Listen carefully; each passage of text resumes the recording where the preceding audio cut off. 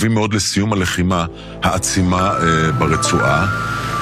התחושה היא שאף אחת באמת ממטרות המלחמה לא מולאה, כי עדיין יש חוליות של חמאס שהן פעילות, יש שיגורים, הייתה פגיעה ישירה היום בבית במועצה שדות נגב, והחטופים לא הוחזרו. ואני רוצה לשאול אותך, האם באמת ניתן לנצח את חמאס בתנאים הללו? תראה, קודם כל חייבים להגדיר מה זה ניצחון. ניצחון זה דבר אבסולוטי, מוחלט. אחרי 6 הימים אף אחד לא שאל מי ניצח ומי הפסיד. מלחמה בין שתי מדינות האחרונה שהסתיימה לא מזמן, בין אזרבייג'אן לארמניה, אף אחד לא שואל מי ניצח ומי הפסיד. כשיש שאלה אז כבר הפסדת. דבר שני, מה שחייבים להפנים, ולדעתי לא הפנימו, לא בדרג מדיני ולא בדרג הצבאי.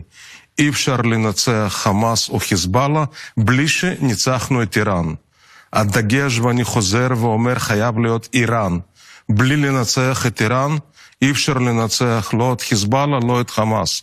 וצריך להבין שבלי איראן, חיזבאללה זה רבע כוח. איך נוכל לנצח את איראן? יש לנו ככה, הפעם אמר בן גוריון שאתה לא יוצא למלחמה בלי שיש לך מעצמה, נכון. והמעצמה שלנו, איך לומר עכשיו, היא עם כתף די קרירה. תראה, קודם כל אנחנו גם מעצמה, וצריך להתנהג כמו מעצמה, לפחות כמו מעצמה אזורית. אנחנו צריכים להפנים עוד 2 נקודות. אסור לנו, אנחנו חייבים למנוע בכל מחיר נשק גרעיני מאיראן.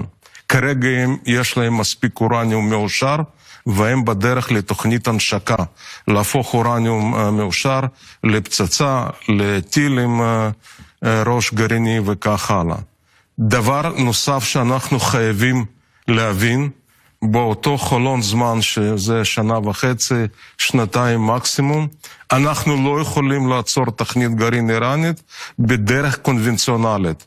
אנחנו נצטרך להשתמש בכל היכולות העומדות לרשותנו, וצריך להתחיל מאיראן. אנחנו לא נזניח לא את חיזבאללה ולא את חמאס, נבוא איתם חשבון, אבל לבוא איתם חשבון ולנצח יהיה אפשר רק אחרי שאנחנו מנצחים.